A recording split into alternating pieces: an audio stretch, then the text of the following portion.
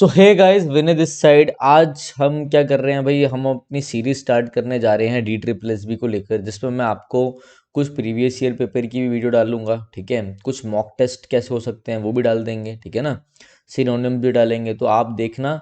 ठीक है, कुछ अभी जो रीसेंट पेपर हुए हैं उनके होंगे, कुछ पहले के होंगे, तो आप हर चीज़ को अच्छे से देखना। वीडियो आपके पक्का काम की आएगी। ठीक है, तो चलो वीडियो को स्टार्ट करते हैं गाइस। ठीक है, ये हमारी वीडियो रहेगी DSSB का प्रीवियस ईयर पेपर है, इंग्लिश सेक्शन हम कवर कर रहे हैं। तो चलो गाइस स्टार्ट करते हैं। 4 words are given out of which only one word is spelled correctly. Choose the correctly spelled word. Word है हमारा कैप्रिशियस। क्या मतलब होता है कैप्रिशियस का? कैप्रिशियस का मतलब होता है मनमौजी टाइप का बंदा हो, चेंजिंग मूड, जल्दी जो इसका मूड है वो बदल जाता हो। अनप्रेडिक्टेबल है, ये अनप्रेडिक्टेबल है, इसे आप प्रिडिक्ट नहीं कर सकते कि ये क्या चाह रहा है, क्या करेगा। अनप्रेडिक्टेबल है, चेंजिंग मूड है, लाइकली टू चेंज सडनली। कैप्रिशियस का मतलब ये है। ठीक है, जो मनमौजी हो, सिंपल, आपको पता ही है। नेक्स्ट देखो, कह रहा mister Pierce eases his workload by having his secretary pick out the mail that is most important। अच्छा, कि भाई सेक्रेटरी के लिए क्या कर दिया कि भाई वो निकालना जो मोस्ट इंपॉर्टेंट मेल हो, and dash everything else to the recycling bin, और बाकी सब क्या करो रिसाइकलिंग बिन में डाल दो। बस यही बोल रहा है वो। अब देखो, आपको देखो वो कैप का खेल है, सारा मतलब पता होना चाहिए। रिकैल्सिट्रेंट, इसका मतलब होता है आज्ञा ना मानना। Refusing to follow instructions, refusing to follow instructions, भाई आज्ञा ना माना, तो यहाँ पे तो ये आएगा ही नहीं। नहीं मानेगा आज्ञा तो काम कैसे आसान होगा, ईज कैसे होगा काम उसका, आसान कैसे होगा, नहीं होगा। देखो, रेनिगेट का मतलब होता है, रेनिगेट का मतलब होता है एपोस्टेट। एपोस्टेट, ये वर्ड भी ध्यान रखना, ये इसका सिनोनियम है रेनिगेट का। रेनिगेट का मतलब होता है a person who leaves one party religion to join another. एक पर्सन जो क्या करता है, अ पर्सन हु लीव्स, अपनी पार्टी छोड़ देता है। वंस पार्टी, अपनी पार्टी छोड़ देगा, टू ज्वाइन अदर। अब ये पार्टी पॉलिटिकल पार्टी भी हो सकती है, ये कोई रिलीजन भी हो सकता है। रिलीजन होगा तो एपोस्टेट कहते हैं। एपोस्टेट मतलब जो बंदा अपना रिलीजन छोड़ के दूसरे का रिलीजन अपना ले। या कोई रेनिगेट क्या हो गया भाई, अपनी चीज को छोड़ के, अपनी साइड छोड़ के दूसरी की साइड में चला गया। ठीक है, a person who leaves one political party और religion to join another. Next देखो, नेक्स्ट क्या है आपका, नेक्स्ट है आपका रिमिस। REMISS। रिमिस का मतलब क्या होता है? रिमिस का मतलब होता है लैकिंग केयर और अटेंशन। एक तरीके से क्या, एक तरीके से नेग्लिजेंट, बेपरवाह। बेपरवाह को हम बोलते हैं, बेपरवाह से चीज़ें करके चीज़ें करी जाए तो उससे रिमिस बोली जाती है। ये चीज़ ध्यान रखना। जो देखो, नेक्स्ट हमारा वर्ड क्या है, रेलीगेट। रेलीगेट मीन्स, रेलीगेट का मतलब होता है क्या, ध्यान से देखो इसको, फिर आपको सिनोनिम के ऊपर समझ में हो जाएगा। वो क्या है सारा, to put somebody or something into a lower position or in any other position, in any other position।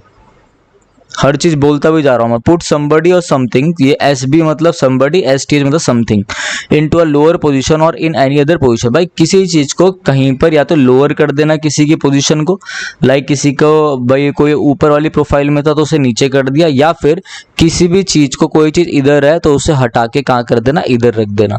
तो इसने क्या किया, इंपॉर्टेंट मेल थी वो निकाल दी, ठीक है, पिकआउट कर ली, और बाकी सबको रिसाइकलिंग बिन जो आपके कंप्यूटर में होता है उसमें डाल दी। तो क्या कर दी, रेलीगेट कर दी, खत्म।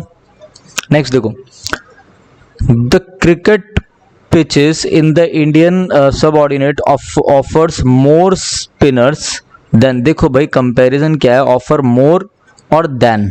मोर आपको मालूम है कंपेरेटिव डिग्री है, देन आएगा। ठीक है, यहाँ पे एक नाउन यूज हो रहा है, यहाँ पे भी एक नाउन यूज हो रहा है, जो इन दोनों का आपस में क्या कंपैरिजन है। ये देन है कंपेरेटिव डिग्री के लिए, मोर आएगा कंपेरेटिव डिग्री, कंपेरेटिव के साथ देन यूज होता है, आप लोगों को पता।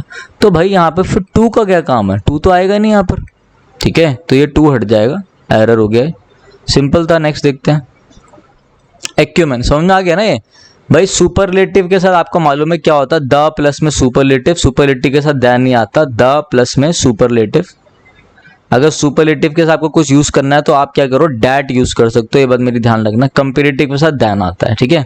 तो यहाँ पे टू की जरूरत थी नहीं, टू वेस्ट है लगाना है। नेक्स्ट है एक्यूमेन। एक्यूमेन मतलब कोई बंदा क्या हो, एक तरीके का एप्ट हो, APT एप्ट हो, कोई बंदा बहुत ज़्यादा उसकी बहुत अच्छी डिसीजन लेता हो, जजमेंट पावर बहुत अच्छी हो। जैसे मैंने कल भी जो अपनी प्रीवियस वीडियो डाली थी उसमें भी एक वर्ड कराया था मैंने आपको, skill in making correct decisions and judgements. Skill in making correct decisions and judgement, उससे कहते हैं जो बंदा बहुत अच्छा हो जजमेंट वगैरह लेने में, उससे कहते हैं हम एक्यूमेन। और उसी का सिनोनियम होता है एक्यूटी, और एक्यूटी का मतलब भी यही होता है, एग्जेक्टिव्स एप्ट। जो बंदा बहुत ज़्यादा बढ़िया हो, बहुत अच्छी जजमेंट रखता हो, उसी को कहते हैं, ठीक है। बहुत अच्छा skill in making correct decisions and judgement. Responsibility का आपको मालूम ही है, कॉम्प्लेक्सिटी का पता है, अथॉरिटी का आपको मालूम ही है, नॉर्मल है सारे वर्ड्स। नेक्स्ट देखो, डेविल्स एडवोकेट क्या होता है। पहले तो इस वर्ड का मतलब देखो, कंटेंटियस। कंटेंशियस का मतलब क्या होता है, टीएस नहीं शीएस पढ़ेंगे इसे। कंटेंशियस का मतलब होता है लाइकली टू कॉज आर्ग्यूमेंट। जो बंदा क्या करेगा, बात को बढ़ाएगा, ठीक है।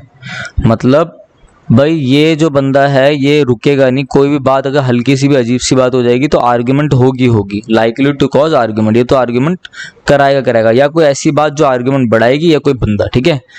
IOS, जिस वर्ड के पीछे OUS लगता है, मैंने पहले ही बताया था, वो एक एडजेक्टिव होता है, ध्यान रखना, adjective. A person who expresses opinion in order to provoke debate और test the strength of the opposing arguments. क्या होता है मैं आपको बताता हूँ। डेविल एडवोकेट होता क्या, एक समवन मतलब एक बंदा, मतलब समझ लो कोई बंदा है, वो क्या करता है, कोई बात चल रही है, कोई आर्ग्यूमेंट चल रहा, तो वो क्या करेगा, वो ऐसी दो चार बातें और बोलेगा जिससे वो आर्ग्यूमेंट और ज़्यादा वर्स्ट हो जाएगी और बढ़ जाएगी वो, ठीक है। फिर देखिएगा क्या क्या लोग इसके बारे में बोल रहे हैं, ठीक है। मतलब बेसिकली वो टेस्ट लेने के लिए करता है ऐसा, कि ये जो सारे बंदे इस चीज़ के लिए बोल रहे हैं, क्या वो आर्ग्यूमेंट सही बैठ रही है, ठीक है। In order to make people discuss और consider it in more detail. कोई टॉपिक के बारे में बात हो रही है ना, कोई आर्ग्यूमेंट, समझ लो किसी केस के बारे में बात हो रही है, तो बहुत चीज़ें निकल के आएंगी, तो वो क्या करेगा, एक दो चीज़ें और बोलेगा कि कंडीशन और ज़्यादा आर्ग्यूमेंट वाली हो जाएगी। कोई पक्ष में बोलेगा, कोई विपक्ष में बोलेगा, तो चीज़ें और ज़्यादा अच्छे से डिटेल में डिस्कस्ड होंगी, ठीक है। ये होता है डेविल्स एडवोकेट, कि भाई ऐसे भड़का देना, मतलब ऐसे वो करना, बात को बढ़ा देना कि पक्ष विपक्ष दोनों बातें मिलके फॉर अगेंस्ट की चीजें आ रही हैं, तो क्या होगा, वो टॉपिक ही आपका अच्छे से डिस्कस हो गया ईच एंड एवरी डिटेल के साथ। नेक्स्ट देखो, the lady in red hand and dash smile which made all the man curious about her, ठीक है। स्पोरेडिक का मतलब होता है इर्रेगुलर, कोई पर्सन इरेगुलर। पहले देख लेना, यहाँ पे एन होगा तो वॉवल है, तो कोई ना कोई ऐसा वर्ड आना चाहिए जिसके आगे क्या हो, जिसके आगे आपका ये आर्टिकल है, तो वॉवल का यूज होगा, एन है, ठीक है ना। तो एन तो आपका ए एन द आपके आर्टिकल हो गए। तो ऐसा कुछ देखो जिसमें वॉवल आ रहा हो, वॉवल की साउंड आ रही हो, तो स्पोरेडिक सा आ रहा है, स्पोरेडिक, तो ये तो बिल्कुल नहीं होगा। बाकी ये एग्रीगियस आ रहा है, एंटिक आ रहा है, एनिग्मेटिक ये आ रहा है। अब देखो एक एक करके हर वर्ड को देखते हैं। कह रहा है एग्रीगियस। एग्रीगियस का मतलब होता है क्या, एग्रीगियस का मतलब होता है बहुत बुरा, एक्सट्रीमली बैड, बहुत ही घटिया, बहुत ही बुरा, एक्सट्रीमली बैड। नेक्स्ट क्या है, नेक्स्ट है आपका एंटीक, ANTIC, एंटिक। एंटिक का मतलब क्या होता है, कोई स्टूपिड, यस कोई आपका क्या, एक मिनट, हाँ अब देखो, अब बढ़िया तरीके से देखते हैं। कोई आपका स्टूपिड या कोई सिली बिहेवियर, बचकानी जैसी कोई हरकत, स्टूपिड और सिली बिहेवियर, स्ट्रेंज बिहेवियर, एक तरीके से फनी बिहेवियर, उसे कहते हैं एंटिक, ठीक है। एनिग्मेटिक क्या होता है, एनिग्मेटिक आपका होता है कोई चीज जो क्या हो, मिस्टीरियस हो, मतलब रहस्यमय हो, या कोई चीज डिफिकल्ट हो समझने में, पजलिंग हो, पजलिंग थोड़ा पजलिंग टाइप की हो, डिफिकल्ट हो समझने में। तो मिस्टीरियस हो, छुपी रुस्तम, रहस्य में, चीज समझने में मुश्किल हो, impossible to understand. The lady in red hand gave a dash मतलब एक तरीके से उसने क्या किया, एक स्माइल दी जिसको, जो इतने भी मैन खड़े थे। अच्छा एक और चीज ध्यान रखना, MAN मैन मतलब MAN मैन मतलब होता है एक सिंगुलर है ये, आदमी के बारे में बात हो रही है। अगर प्लूरल बनाना तो उसका प्लूरल मैंस नहीं बनता, इसका प्लूरल बनता है MEN मैन। यही वुमेन के साथ भी सेम खेल है। तो उसने क्या किया होगा, एक मिस्टीरियस स्माइल दे दी, तो क्या होगा, एनिग्मेटिक स्माइल दे दी। ठीक है, नेक्स्ट देखो, the study of earthquakes and phenomena associated with seismology. क्या होता है, सिस्मोलॉजी होता है आपका scientific study of earth surface, earthquakes वगैरह या अर्थ सरफेस की स्टडीज करना, उससे कहते हैं सिस्मोलॉजी। स्पीलियोलॉजी क्या होती है, स्पीलियोलॉजी होता है स्टडी ऑफ, ऐसे याद कर लेना इसे कॉपी में लिख के अच्छे से, exploration of caves, CAVES caves. ये आ रखे हैं तो ऑब्वियसली बात है इंपॉर्टेंट ही है। ये क्या होता है, सेरिकल्चर क्या होता है, प्रोडक्शन या फिर स्टडी ऑफ रियरिंग ऑफ, ऐसे ध्यान रखो, रियरिंग ऑफ सिल्क वॉर्म या प्रोडक्शन ऑफ सिल्क, बस इतना ये चीज ध्यान रखो, कोई ना कोई ऑप्शन में मिल ही जाएगा, इससे ऊपर नहीं आएगा। पेट्रोलॉजी भी अच्छा है, पेपर में पूछा गया था एक, स्टडी ऑफ रॉक्स उसे कहते हैं, ऐसे इग्नियस रॉक्स, मेटामॉर्फिक्स रॉक्स इसे कहते हैं पेट्रोलॉजी, स्टडी ऑफ रॉक्स करना। नेक्स्ट देखो, आंसर आप लोगों को पता ही है, आंसर क्या था, सिस्मोलॉजी था। अर्थक्वेक, अर्थ सरफेस से रिलेटेड पूछा था, अर्थक्वेक आंसर हो गया। अब नेक्स्ट देखो, the courts have given the verdict against the accused स्टेटिंग, court ने वर्डिक्ट दे दिया अगेंस्ट द एक्यूज्ड, जो दोषी था उसके अगेंस्ट में, स्टेटिंग दैट ही, वो पे करेगा सारे ड्यूज इस डेट से पहले, वो पे करेगा, that he will pay all his dues, he will pay, यहाँ पर विल पे करेगा ना भाई, उन्होंने दे दिया, अभी डिसीजन दिया, हैव प्लस में V3 मतलब प्रेजेंट परफेक्ट टेंस कि अभी अभी प्रेजेंट में चीज कंप्लीट हुई है, तो उन्होंने दिया कि आगे वो क्या करेगा, अपने सारे के सारे पे कर देगा, तो विल पे।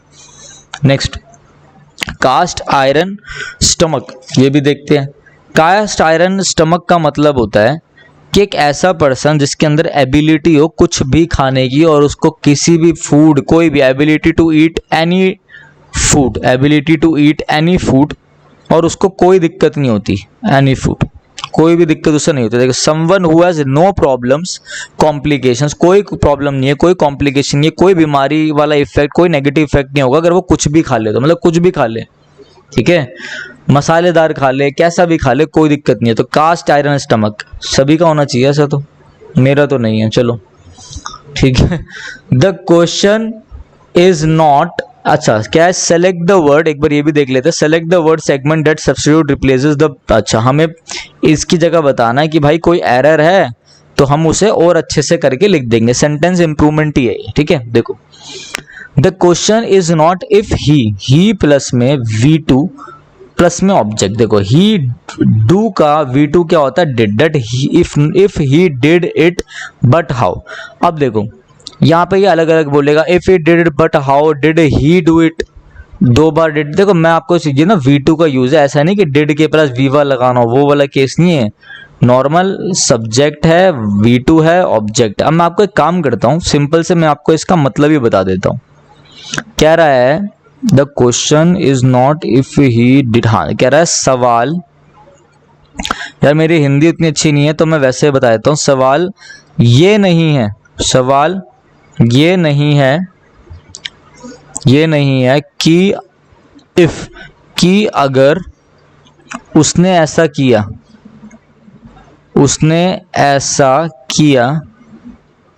सवाल ये नहीं है कि अगर उसने ऐसा किया तो कैसे, ये भाई एक मिनट रुकना, तो कैसे, हाँ क्वेश्चन मार्क, सही है, ये अपना क्वेश्चन मार्क की जरूरत भी नहीं, ये अपना बहुत मतलब बिल्कुल एग्जैक्ट है जो ये कह रहा है। तो देखो भाई, सवाल ये नहीं है कि अगर उसने ऐसा किया, कि भाई किया तो ठीक है, मगर तो कैसे, ठीक है, तो यह बिल्कुल करेक्ट मीनिंग है भाई, कोई जरूरत नहीं है किसी भी चीज़ों में फंसने की, ठीक है। बाकी एक दो बार पढ़ना समझ में आ जाएगा आपको। नेक्स्ट देखो, जितना अच्छे से हो पा रहा है मैं बताने की कोशिश कर रहा हूं आपको। The science of dealing with the production control and application of very low temperature. देखो, क्रोमैटिक्स क्या होता है, chromatics is relating to colour, colour से जो भी चीज रिलेट हो उसे क्रोमेटिक्स कहते हैं, क्योंकि क्रोमा, देखो सही से बताता हूँ, CHROMA, क्रोमा एक रूट वर्ड है जिसका मतलब होता है कलर। क्रोमा एक रूट वर्ड है जिसका मतलब क्या है, कलर। वैसे लॉजी एक रूट वर्ड है जिसका मतलब होता है स्टडी, ठीक है। गैमी एक रूट वर्ड है, देखो LOGY, लॉजी स्टडी, GAMY, गैमी का मतलब होता है मैरिज। ये सारे रूट वर्ड है, तो लिख लेना, काम आ जाएंगे। इसके ऊपर बोलोगे तो एक वीडियो बना दूंगा, कमेंट में लिख देना, जिसमें आपके सारे रूट वर्ड्स के साथ लॉजी, फोबिया, डर वाले और फीलियर डिस्कस कर लूंगा, क्योंकि पहले अभी जो इससे पहले डिस्कस किया था उसमें भी एक क्वेश्चन आ रखा है ऐसी। कोई क्रोमेटिक्स रिलेटेड टू कवर।